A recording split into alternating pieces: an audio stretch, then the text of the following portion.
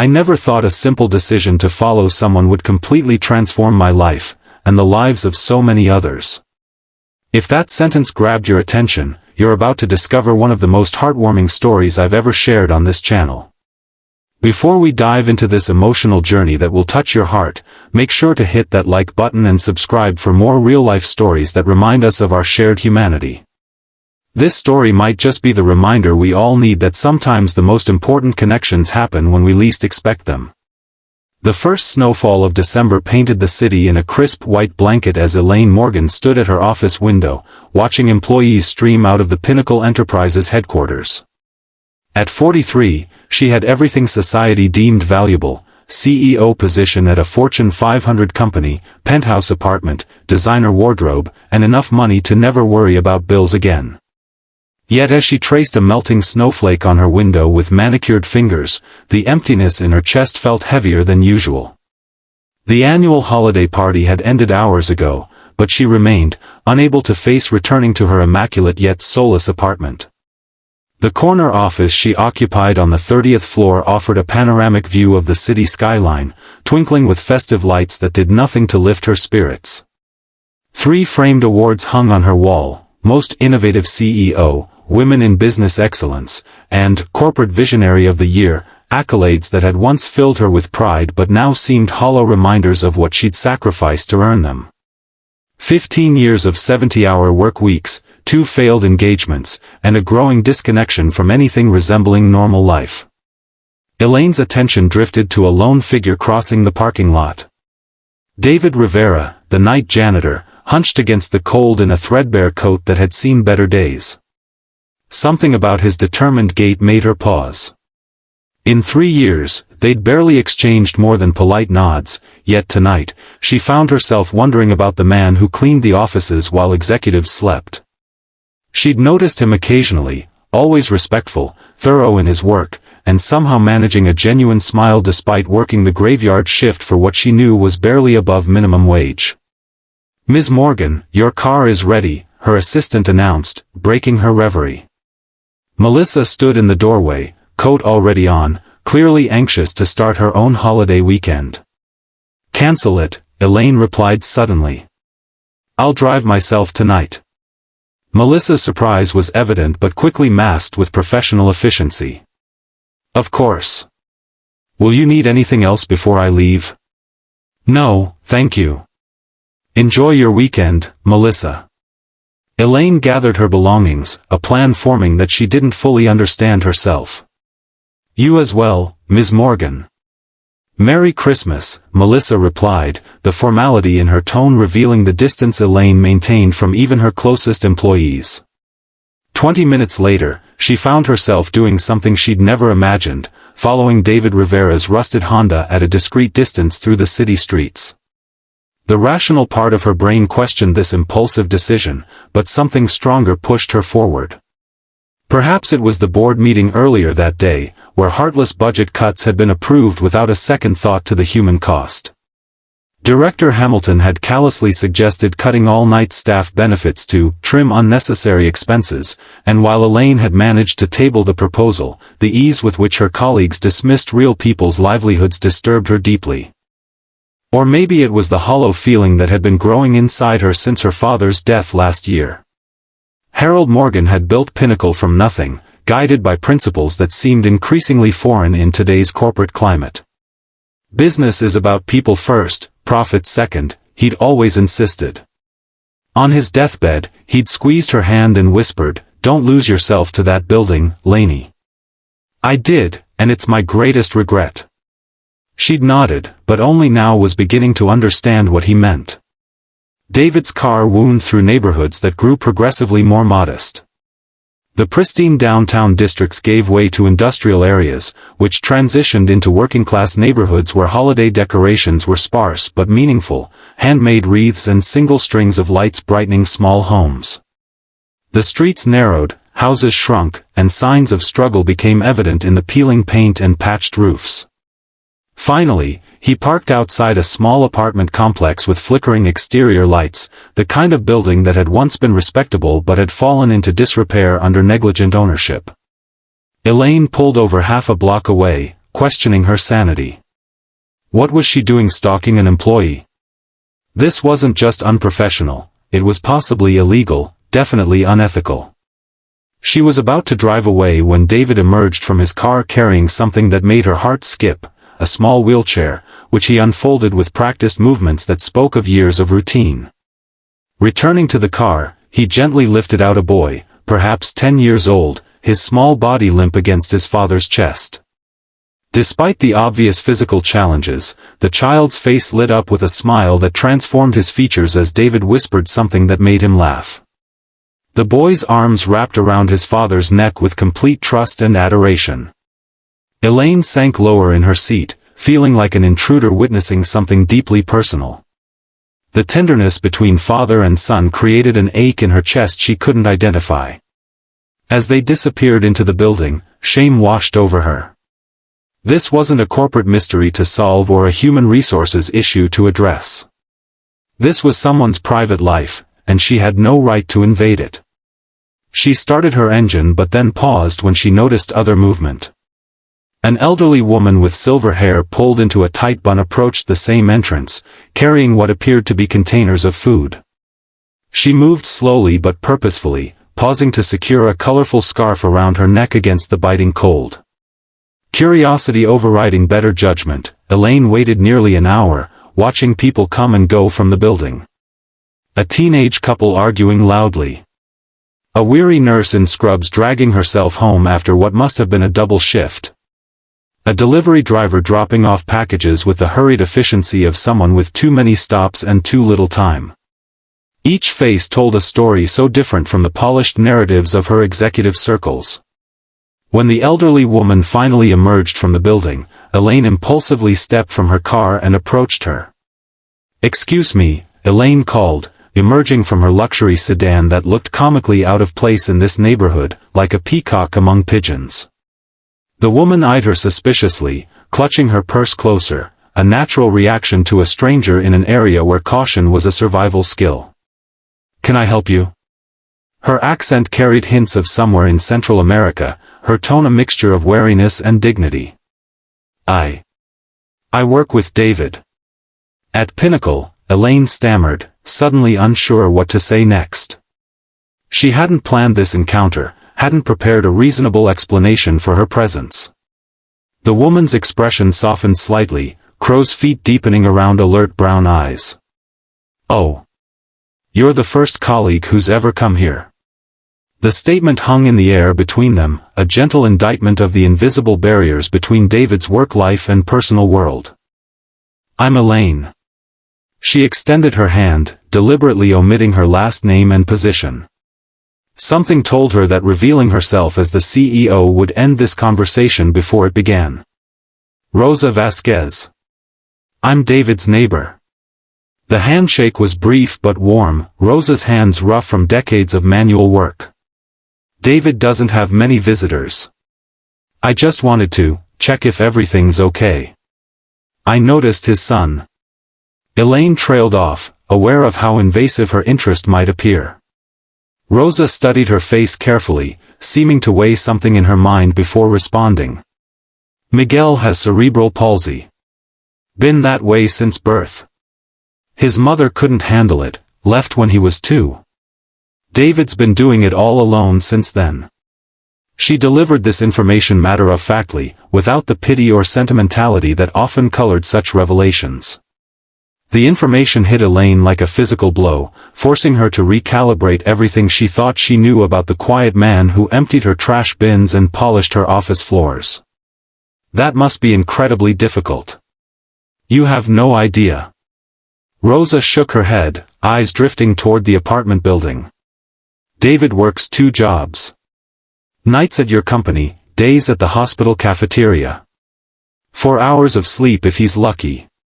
Miguel needs special therapy the insurance barely covers, physical therapy, speech therapy, equipment that breaks or he outgrows. The school system fights him on every accommodation." She paused, seeming to realize she might be saying too much. "And now with the eviction notice." "Eviction?" Elaine couldn't mask her shock, the word echoing in the cold night air. Rosa nodded grimly, pulling her worn coat tighter. The building was sold last month. New owners raising rent by 40%. Everyone's scrambling, but David's hit hardest because of Miguel's needs. They need ground floor access, wider doorways for the wheelchair, proximity to Miguel's special school. Rosa's expression darkened. Do you know how hard it is to find affordable housing that's wheelchair accessible in this city? Impossible on what your company pays him. Shame burned through Elaine. She signed the payroll approvals every quarter, had approved the contracted cleaning service rates without a second thought to whether they were living wages. Why are you really here? Rosa asked suddenly, her gaze penetrating. Elaine couldn't answer because she honestly didn't know. What had started as idle curiosity had become something else entirely, a reckoning with the human cost of corporate policies she had implemented without consideration of their real-world impact. Well, whatever brought you, Rosa continued, softening slightly, that man and his boy could use a friend right now. David would never ask for help, though. Too proud. Too used to disappointment. She glanced toward the building again. I do what I can, bring food when I can afford extra, watch Miguel when David needs to sleep between shifts. But at my age, with my arthritis. She flexed her gnarled fingers demonstratively. How does he manage? Elaine asked, genuinely unable to fathom the logistics. One day at a time. Miguel's a bright boy, brilliant, actually. Tests at grade levels well above his age despite missing so much school for medical appointments. David lives for that child. Everything he does, every sacrifice, every 18-hour workday, it's all for Miguel. Rosa looked at Elaine sharply.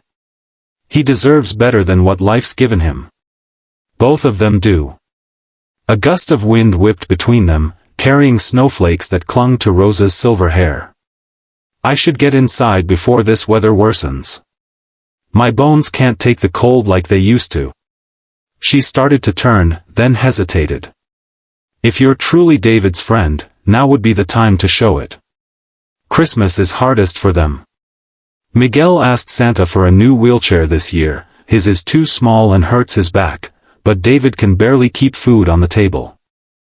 With that, Rosa disappeared into the building, leaving Elaine standing alone in the gathering snowstorm, the weight of an unexpected responsibility settling on her shoulders. Driving home to her penthouse that night, Elaine couldn't shake the images from her mind, David's gentle hands lifting his son, Miguel's bright smile despite his circumstances, the stark contrast between their struggles and her own privileged complaints.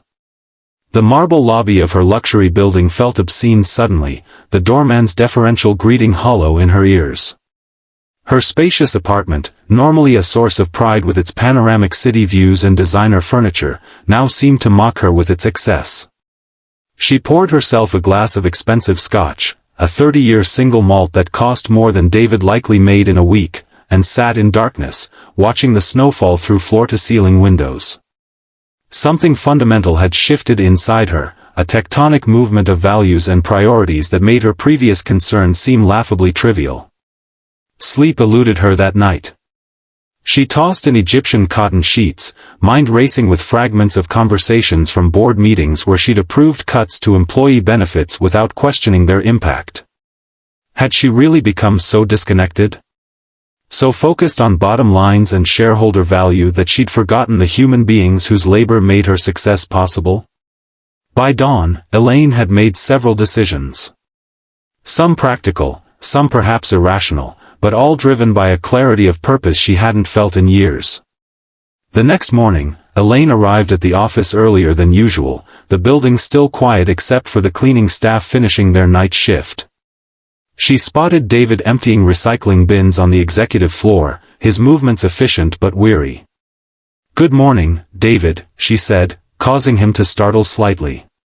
"Ms. Morgan." "Good morning." His posture straightened immediately, wariness evident in his expression. Employees at his level rarely had direct interactions with the CEO unless something was wrong. "You do excellent work," she said, gesturing to the immaculate hallway. I've noticed how thorough you always are. Confusion flickered across his face, quickly replaced by cautious appreciation. Thank you, ma'am. Just doing my job. Well, it matters. I wanted you to know that. She hesitated, then added, have a good day, before continuing to her office, leaving David looking after her with puzzled surprise. Instead of heading to her executive suite, she went directly to the Human Resources Department where the director, Thomas Wells, was already at his desk reviewing personnel files. Elaine, he greeted, standing quickly. I wasn't expecting you. Did we have a meeting scheduled? No, Tom. I need everything you have on David Rivera, she told the startled HR director, whose confusion was evident. The night janitor? Is there a problem? Not at all. Just gathering information for a project I'm considering. Thomas raised an eyebrow but knew better than to question further. 20 minutes later, he returned with a thin folder. There's not much here. He's not a direct employee, comes through the Clean Right Services contract we renewed last year. The file confirmed what Rosa had shared and revealed more. David had worked at Pinnacle for 3 years with an impeccable record, never late, never absent. His performance reviews were stellar, with supervisors noting his attention to detail and willingness to take on additional tasks without complaint. Before becoming a janitor, he'd been a promising architectural designer at a firm that went bankrupt during the recession. With a special needs child and no savings, he'd taken whatever work he could find. Most surprising was his educational background, a master's degree in architectural design from the State University, graduated with honors. There were letters of recommendation from professors praising his innovative approaches to sustainable urban planning. Awards from student competitions. Everything pointing to a promising career that had been derailed by circumstances beyond his control. Attached to his application was a handwritten note, requesting night shift only due to daytime caregiving responsibilities for disabled dependent.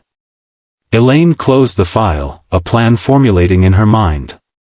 Thomas, I need you to look into something else for me. What would it take to bring our cleaning staff in-house instead of contracting through services? Thomas blinked rapidly. That would be a significant change, Elaine. Cost analysis, benefit structures, union considerations. I want a comprehensive proposal on my desk by Monday. And I want it to include full benefits packages, educational reimbursement options, and career advancement pathways. But the board just approved the cost-cutting measures yesterday. The board will approve what I tell them to approve, Elaine interrupted, with a steely determination that made Thomas take a step back. While you're at it, I want complete information on our lowest-paid employees across all departments. Income versus cost of living in this city, average commute times, healthcare utilization rates. That's a substantial undertaking. Then you'd better get started. She turned to leave, then paused.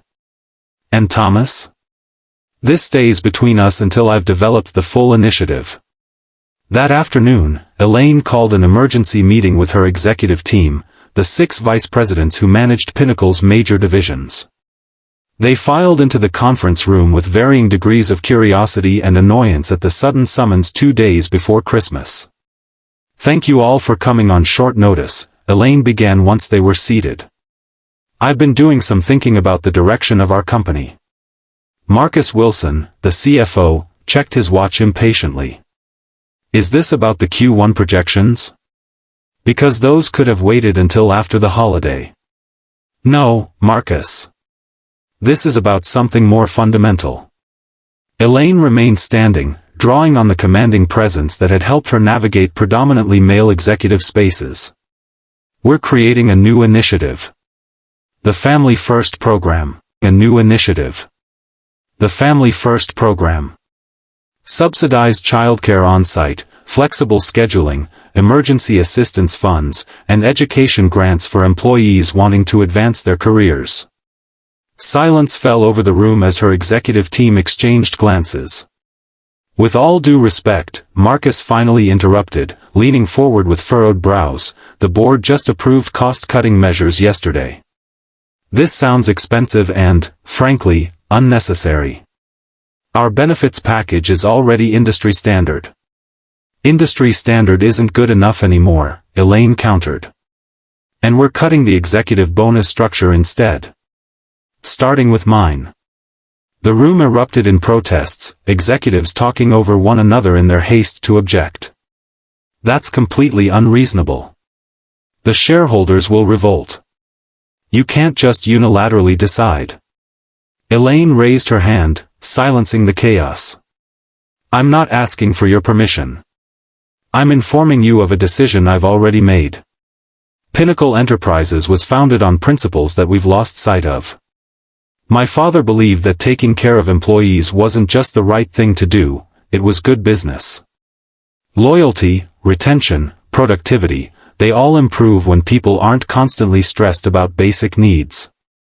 Your father ran a much smaller company in a different economic era, Vivian Chen, VP of Marketing, pointed out. We have shareholders to answer to now. And we'll continue to deliver value to those shareholders, Elaine assured her. But not at the expense of the people who make this company function. She distributed folders containing detailed proposals. I want each of you to review these materials over the holiday. We'll reconvene on January 2nd to begin implementation planning. As the executives filed out, muttering among themselves, Marcus lingered behind. Elaine, we've known each other for 15 years. What's really going on here? This isn't like you. She considered deflecting but opted for a partial truth instead. Maybe that's the problem, Marcus. Maybe I've lost track of what matters while chasing quarterly results. But I'm seeing clearly now, and I need you with me on this. He studied her face, then sighed. The board is going to fight you every step of the way. Then I'll fight back.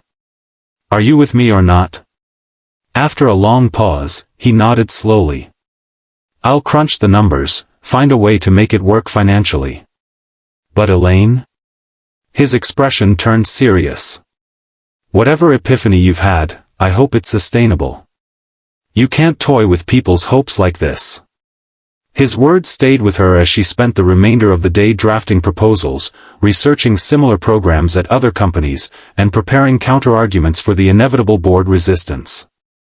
By evening, she had the framework of a plan that could genuinely transform Pinnacle's corporate culture, and potentially the lives of employees like David. Speaking of David. Elaine checked her watch. He would be arriving for his shift soon. But first, she had another stop to make. The pediatric medical supplies store was closing when Elaine arrived, the clerk already counting the register. I'm sorry, we're about to close, the young woman began. Elaine placed her corporate credit card on the counter. I need to purchase a wheelchair. The best model you have for a 10-year-old boy with cerebral palsy. The clerk hesitated, then picked up the card. That's a very specific request for this time of evening. It's an emergency, Elaine replied, with enough authority that the clerk simply nodded and led her to the appropriate section. 2 hours and several $1,000s later, Elaine's SUV contained not just a state-of-the-art adaptive wheelchair, but a collection of therapeutic devices, specialized seating cushions, and educational materials recommended by the store's surprisingly knowledgeable staff. The final addition was a stop at a toy store for age-appropriate gifts that the clerk had suggested would help with fine motor skills while still being fun. It was well after 9 when Elaine pulled up outside the apartment building she'd visited the previous night. The snow had stopped, leaving the world quiet and glistening under streetlights. She sat in her car, suddenly uncertain. Would her presence be welcomed or seen as intrusive? Would her gifts be appreciated or viewed as patronizing charity?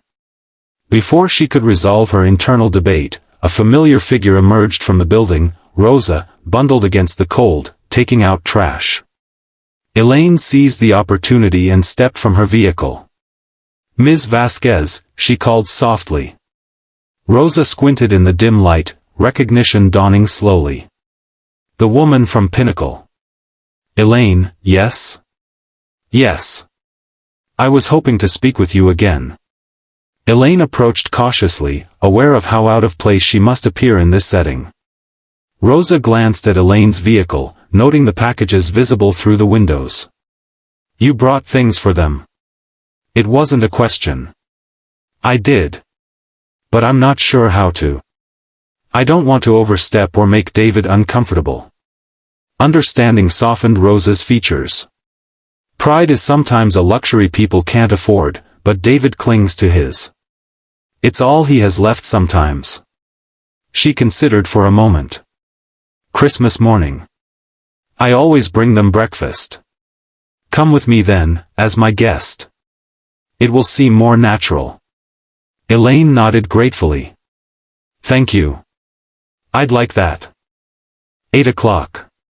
Don't be late, and don't bring anything else. What you have is already too much, but Miguel needs it. Rosa's tone brooked no argument. And Elaine? Whatever game you're playing, remember there are real hearts involved here. Be certain of your intentions. With that warning hanging in the air, Rosa returned to the building, leaving Elaine to wonder what exactly her intentions were. The impulse that had led her here felt increasingly complex, layered with guilt, responsibility, and something else she wasn't ready to examine too closely. Christmas morning dawned bright and clear, sunlight refracting through ice crystals to create diamond-like sparkles on every surface. Elaine arrived at 7:45, having spent a sleepless night questioning her decisions. Rosa was waiting in the lobby, arms laden with food containers releasing fragrant steam. You came, she observed, sounding mildly surprised. Good. Help me carry these. Together they ascended to the third floor, Elaine balancing containers of what smelled like traditional holiday dishes while Rosa knocked on apartment 3C. David opened the door, fatigue evident in the shadows beneath his eyes. Recognition, followed by confusion and alarm, crossed his features when he saw Elaine standing beside Rosa. Ms. Morgan? What are you? Merry Christmas, David, Rosa interrupted smoothly. I brought my friend Elaine to join us for breakfast. The more the merrier, yes? David's gaze darted between them, clearly trying to process this unexpected development. Before he could respond, a young voice called from inside. Dad? Who is it? Rosa and, a friend, David replied, stepping back reluctantly to allow them entry. The apartment was small but meticulously organized, every inch of space utilized efficiently.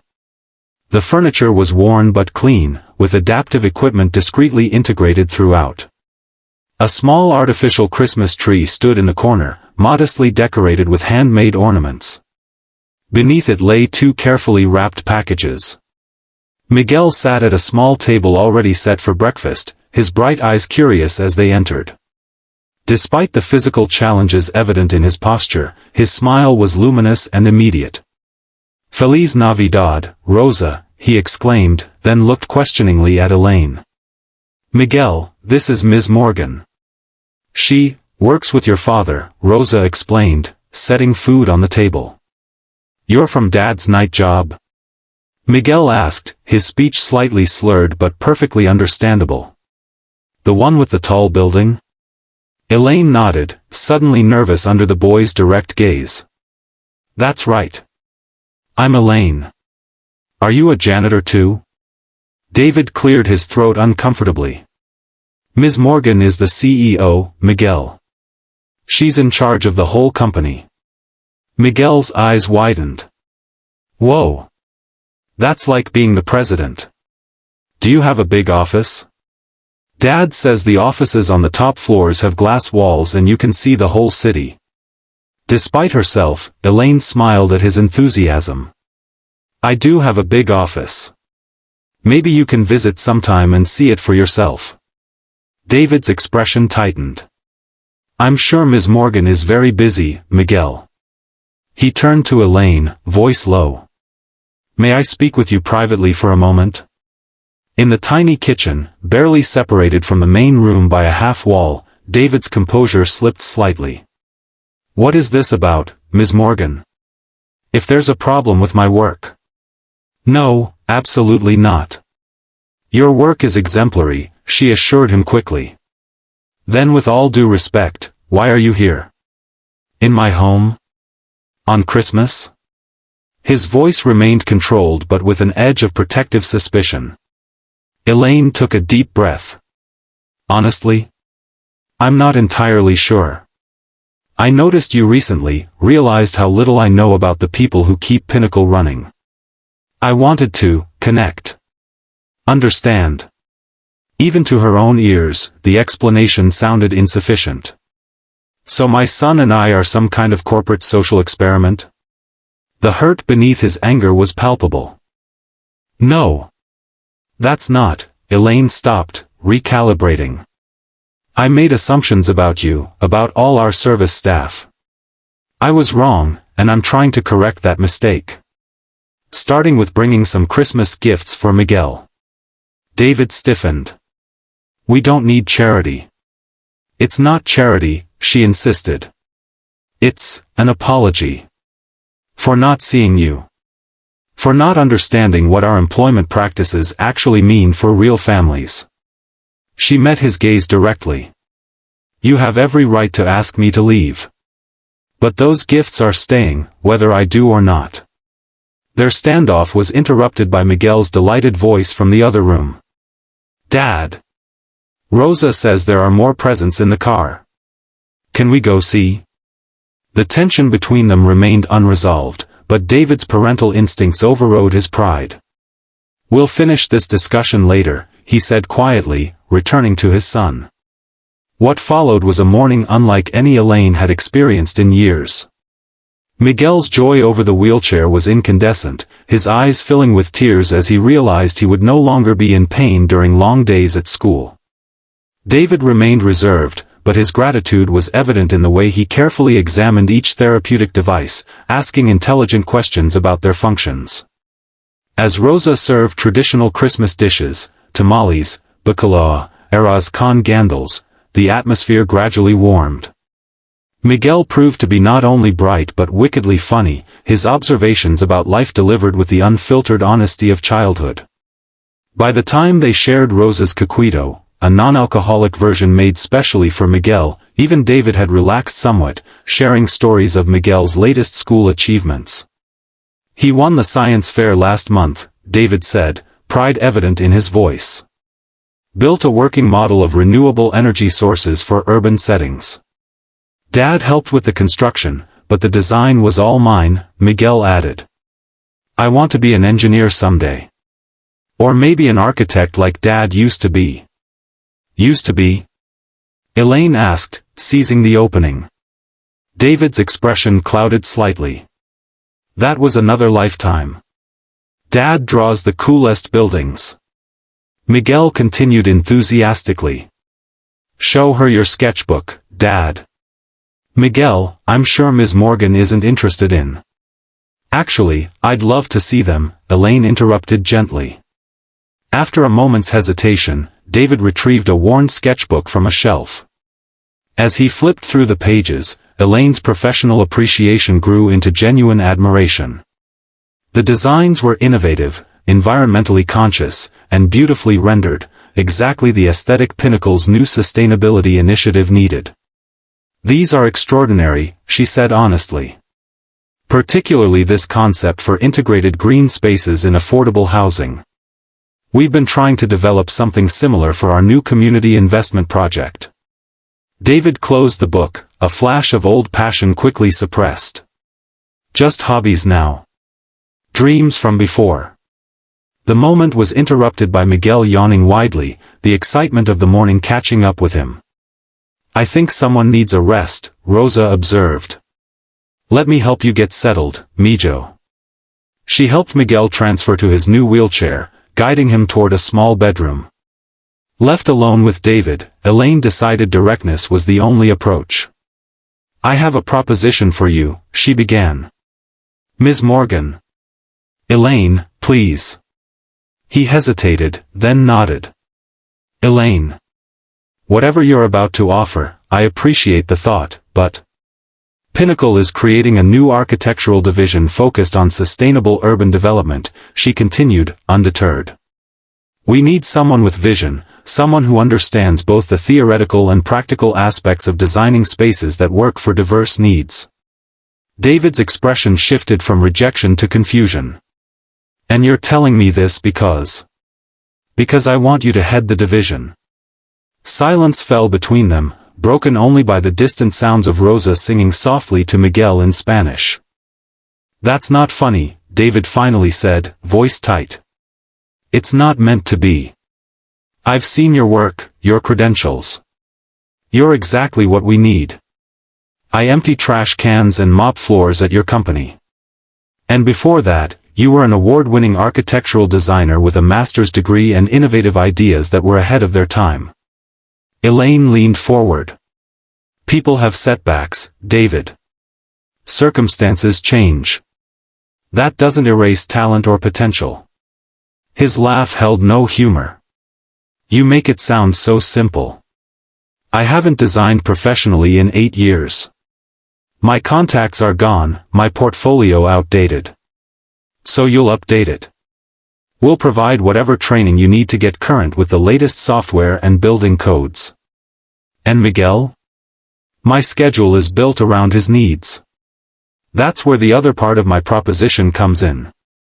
Pinnacle is implementing a comprehensive family support program, flexible scheduling, on-site childcare with specialized services for children with disabilities, emergency assistance funds. David's expression turned suspicious again. Since when? That wasn't mentioned in the company newsletter last week. Since yesterday, Elaine admitted. Things are changing at Pinnacle. I'm changing them. Because you felt sorry for the janitor with the disabled kid? The bitterness in his voice was unmistakable. No, Elaine replied firmly.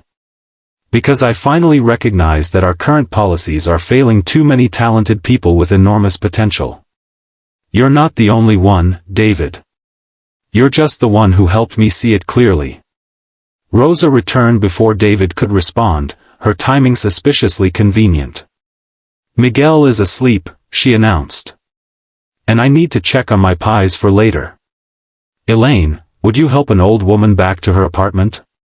The request was transparent, but Elaine recognized the wisdom in giving David space to process. Of course.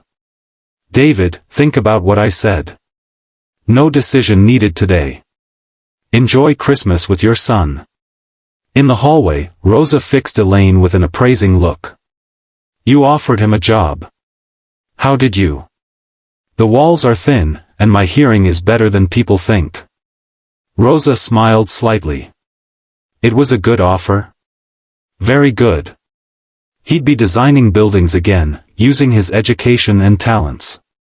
The salary would be at least triple what he makes now, with benefits, flexibility for Miguel's needs. Rosa nodded approvingly. He will say no at first. What? Why would he? Fear. Pride. Shame. Rosa counted on gnarled fingers. 8 years is a long time to survive, not live. He's forgotten how to reach for things. And he won't believe it's real. People like him don't get second chances from people like you. Then I'll have to convince him, Elaine stated simply. Rosa's weathered face creased with a genuine smile. Yes. Rosa's weathered face creased with a genuine smile. Yes, I think perhaps you will. You are stubborn, like him. It's good. She patted Elaine's arm. Come back tomorrow. And the next day. Don't give up easily. Implementing her plan wasn't easy. There were logistics to figure out, board members to convince, and systemic problems to address. January brought a series of contentious meetings where Elaine defended her vision against skeptical board members more concerned with quarterly profits than long-term sustainability. This is corporate suicide, Gerald Hopkins, the board chairman, declared during a particularly heated exchange. Cutting executive compensation to fund social experiments will drive away our top talent. And maintaining the status quo will drive away the innovative thinkers we need for future growth, Elaine countered. The data is clear. Companies with robust family support systems and internal advancement opportunities outperform their competitors in retention, productivity, and adaptability. The debates continued for weeks, with Elaine leveraging every ounce of political capital she'd accumulated over her career. She brought in consultants, presented case studies, and ultimately issued what amounted to an ultimatum: support her vision or find a new CEO. "You're risking everything you've worked for," Marcus warned her after a particularly contentious board meeting. "Your reputation, your career." "Perhaps those things needed risking," she replied simply. "Some values are worth the gamble." Meanwhile, she began what would become a life-changing friendship with David and Miguel, though not without significant hurdles. Her first attempts to help beyond Christmas morning were met with suspicion and pride. "I don't need charity," David told her firmly when she suggested moving them to a better apartment in a building Pinnacle had recently acquired. "It's not charity," she countered. "It's investment in talent. Pinnacle needs someone with your vision for our new sustainable building project, and that someone needs stable housing with accessibility features. Consider it part of your compensation package." David studied her face for signs of pity or condescension. Finding none, he reluctantly agreed to visit the apartment, a modest but well-maintained two-bedroom unit on the ground floor of a building with wheelchair ramps and widened doorways. Miguel's delight at having his own room designed to accommodate his needs eventually overcame David's remaining resistance. The transition wasn't smooth. David struggled to believe in himself after years of setbacks, spending long nights relearning software and studying recent developments in architectural theory. The other executives resented Elaine's dramatic policy changes, creating political undercurrents that threatened the program before it could take root. Miguel faced health complications that tested everyone's resolve, including a hospitalization in February that highlighted the critical importance of flexible work arrangements. And Elaine herself had to confront her own prejudices and privilege in ways that were deeply uncomfortable. A particularly humbling moment came during a community feedback session for the Family First program, where an employee from the mailroom articulated challenges Elaine had never considered. "That's all well and good," the woman had said after Elaine outlined childcare subsidies, "but what about those of us who can't afford cars? When your kid gets sick at the daycare and you're relying on 3 different bus routes to get home, an hour of flexible time doesn't help much." The comment led to the development of an emergency transportation service that became one of the program's most utilized features. Throughout the spring, Elaine faced resistance at every turn, from board members who saw only costs, from managers uncomfortable with new expectations, from employees skeptical that the changes would last. She persevered, driven by the transformation she witnessed in David as he gradually reclaimed his professional identity. His first official presentation to the executive team in March was a revelation. The confidence that had been buried beneath years of survival necessity emerged as he explained his vision for Pinnacle's first truly integrated community development: apartments at various price points, shared green spaces, energy-efficient systems, and thoughtful accessibility features that benefited all residents, not just those with disabilities. "The future of urban planning isn't about segregating people by income or ability," he explained, eyes alight with passion. "It's about creating spaces where diversity becomes a strength, where design serves human needs rather than forcing humans to adapt to design limitations." The room fell silent when he finished, then erupted in questions, not skeptical but genuinely engaged. Even Gerald Hopkins leaned forward with interest, commercial possibilities clearly calculating behind his shrewd gaze. "This could position us uniquely in the market," he mused. "Socially responsible yet commercially viable. The timing might actually be perfect with the new urban development incentives coming from the federal government." It was the first indication that Elaine's gamble might actually succeed on purely business terms, regardless of the human benefits she prioritized. But 6 months later, the transformation was undeniable. David was working in the design department, his talents finally recognized and rewarded. His first major project had broken ground with considerable media attention, positioning Pinnacle as an innovator in accessible, sustainable architecture.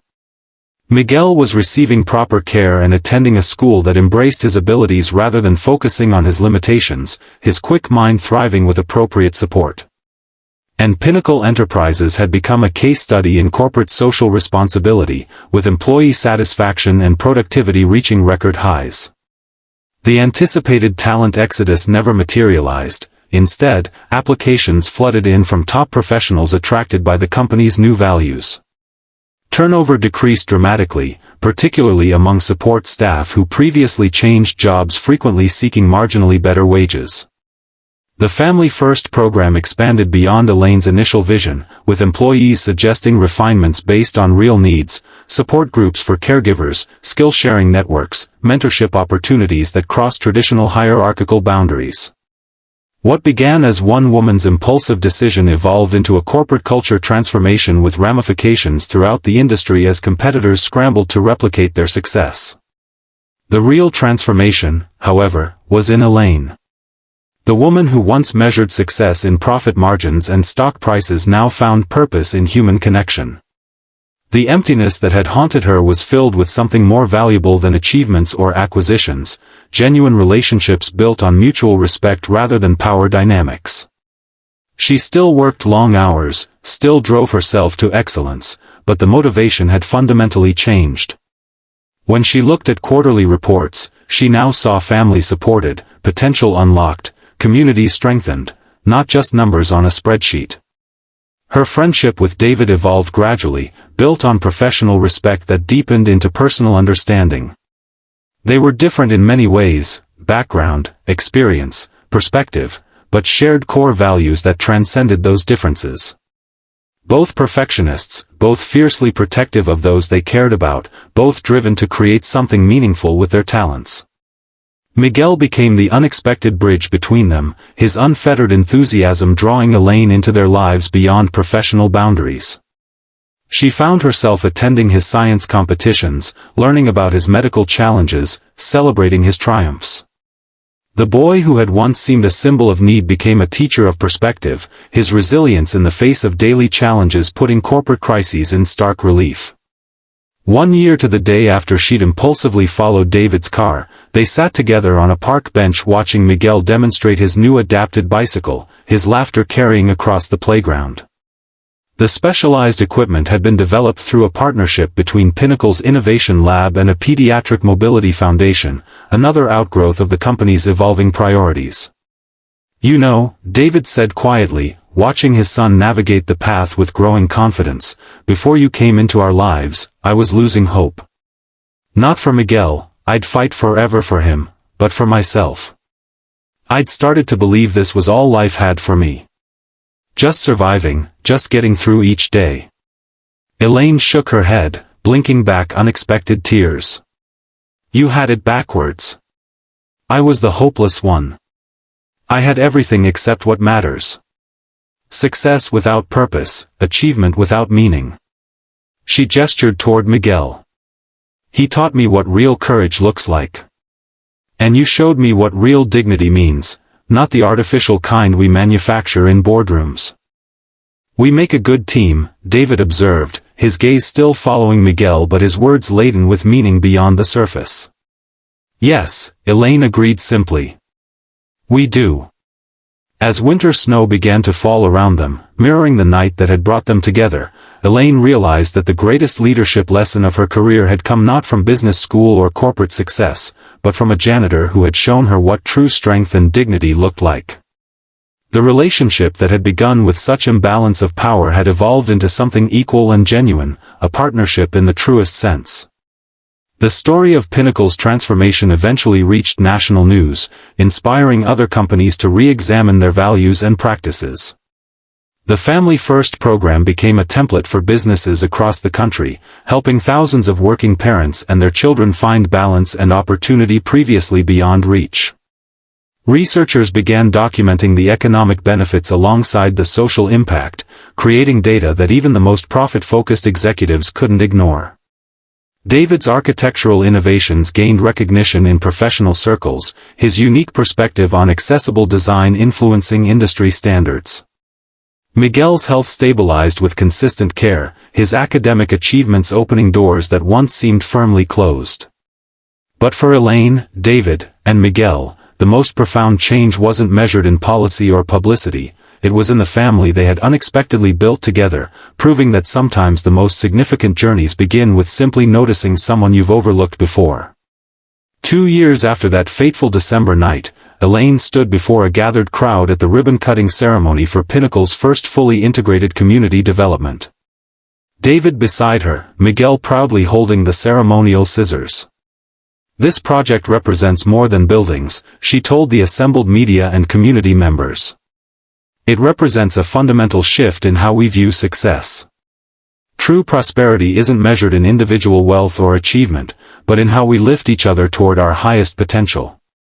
As cameras flashed and applause rose around them, David's hand found hers, a gesture that would have been unimaginable in the hierarchical relationship they began with.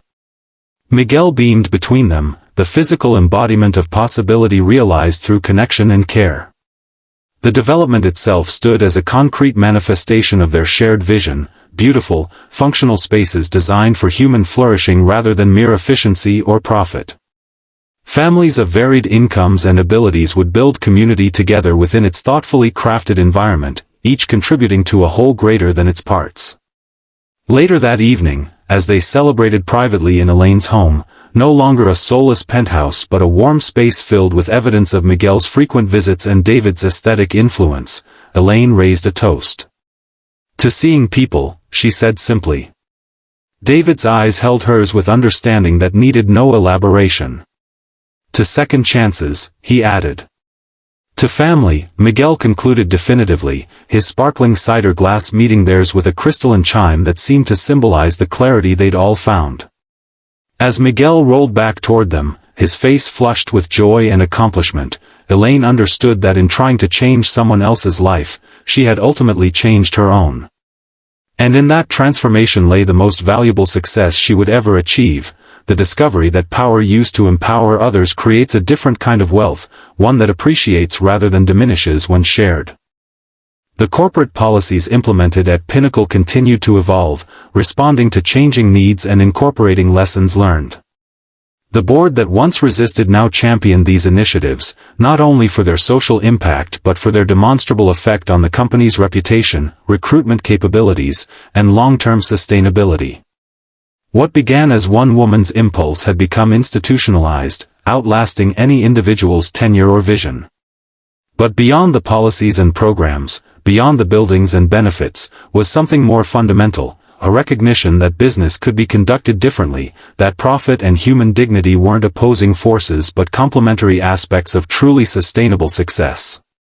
This recognition spread beyond Pinnacle, influencing industry standards and corporate expectations across sectors. For David, the journey from night janitor to respected architectural innovator represented not just personal redemption but proof that talent and potential exist throughout organizations, often overlooked in those performing essential but undervalued functions. His unique perspective, informed by years of struggle and caregiving, brought insights to design that purely theoretical training could never provide.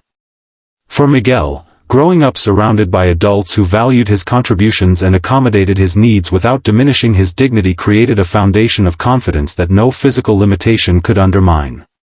His brilliant mind flourished in an environment where difference was seen as valuable rather than deficient, preparing him to eventually become an advocate and innovator in his own right. And for Elaine, the executive who had everything yet nothing, the transformation was perhaps most profound. The woman who once defined herself through achievement and acquisition discovered that connection and contribution created fulfillment that no professional accolade could match. Her leadership style, once driven by metrics and markets, became infused with humanity without sacrificing effectiveness, perhaps even enhancing it through the loyalty and creativity it inspired. If this story touched your heart, remember that there are Davids and Miguels in every community, people working tirelessly against overwhelming odds, needing not handouts but opportunities to shine. Sometimes the greatest gift we can offer is simply to see them, to recognize the humanity behind the functions they perform, to understand that circumstances rarely reflect potential or worth. The next time you encounter someone performing a service you take for granted, cleaning your office, delivering your package, preparing your food, remember that behind that uniform might be untapped talent, unrealized dreams, and unrecognized dignity waiting for the chance to flourish. A single moment of genuine connection could be the catalyst for transformation that extends far beyond your interaction. Thank you for joining me for this journey through one of life's most powerful lessons, that when we truly see each other, we all become more fully ourselves. If you found meaning in David and Elaine's story, please share it with someone who might need a reminder that compassion can truly change everything. And don't forget to subscribe for more stories that celebrate the extraordinary resilience of ordinary people navigating life's challenges with grace and determination. Because in the end, it's not the buildings we construct or the wealth we accumulate that defines our legacy, it's the lives we touch and the potential we help unlock in others that creates true and lasting impact.